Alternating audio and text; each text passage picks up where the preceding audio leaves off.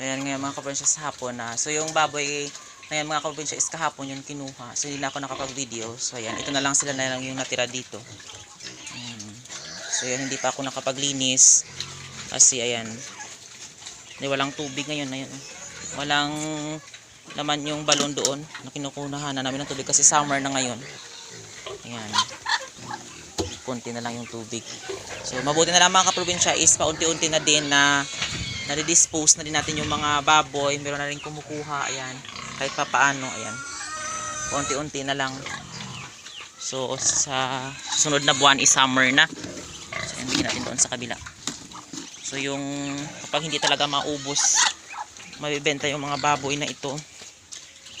Ayan, so mahihirapan tayo dahil lapit ng magsa-summer. Yan, pakunti-kunti na lang yung tubig.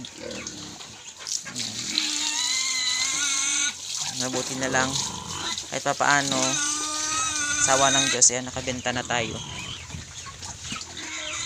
Ayan.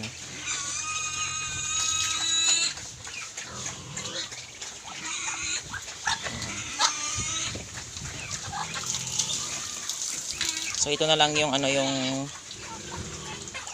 inaantay ko na merong kukuha nito. Yan. So ito hindi ito ibebenta. Papalakihin ito. Tapos ito naman may kukuha ito. Sa susunod na buwan kukunin ito. So ayan. So yung kapag mabenta na itong dalawa na ito mga kaprobinsya is ito na lang yung matira. Yung kulay brown. Saka yung inahin. So ayan yung inahin na ito mga kaprobinsya. Malapit na din itong mga anak. Ayan. And kahit pa paano mga kaprobinsya is talaga tayo dito tawag nito mabawas-bawasan na rin yung ating pinapakain at syempre yung yung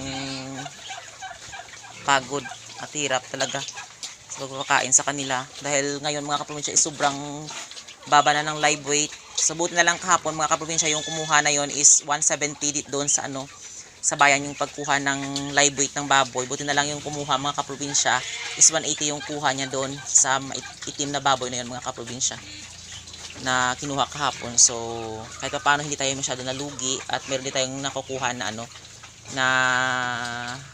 doon. At least mga kaprobinsya yung hirap natin is hindi rin na tawag ito na wala.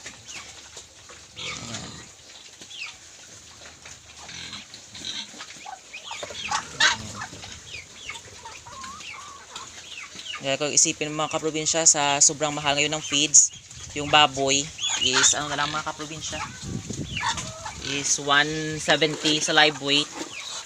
Tapos sa pag-ibenta doon sa bayan 130 yung kilo ng karne. Kapag dito naman ka magbenta sa sa bundok, yung kuha talaga dito mga kaprobinsya ng ng karne ng baboy is talaga 270 yung karne. So ikaw pa magkakatay tapos ibebenta nila doon sa bayan ng 130. So kapag kukuha sila ng live weight dito mga kaprobinsya is 170. Yan, sobrang hirap. Buti na lang yung kumuha mga kaprobinsya is sa kabilang bayan. So yan, pagkuha na ng live weight is 180. Yan. So dinispose na lang namin yung yung tawag ito, yung mga baboy na yun. So buti na lang mga kaprobinsya meron tayong pambili na rin ng ng ating pangangailangan. Yan, nakabili tayo ng bigas. Ayan, kahit pa paano ulam. Yan, kasi yung mga baboy na ito is kay tito ito, so ako lang yung nag-aalaga. Yan.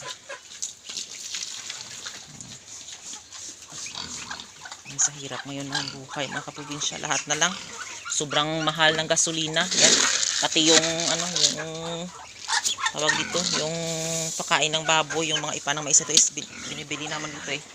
Yan, merong charge din. So ka pa, tawag ito, magpapagasolina ka pa. Yan, mahal din yung gasolina, 98 nang yung liters, yung litro ng gasolina dito sa amin. Yan. Tapos taga weeks. Yung budget ng baboy na ito ni tito is 4,000 talaga. So hirap talaga mga kaprobinsya. kapag maliit ka lang na wala kang pondo or mahirap ka, hindi mo talaga kaya mga ganitong mga baboy. So, okay lang mga kaprobinsya kung meron kang mga malaking lupain, meron kang mga kangkong, ayan, talaga, minus yung gastos. Katulad nito mga kaprobinsya kami. So, ito lang yung lupain ni Tito, nire-rent niya. So, mahirap talaga. Wait lang, papakain natin ating mga alagang pato. So, ayan. So yan mga kaprobinsya, maraming salamat sa walang sawang pagsusupport at panonood sa aking YouTube channel. And don't forget to like, share, and subscribe to my YouTube channel. Thank you for watching and happy farming!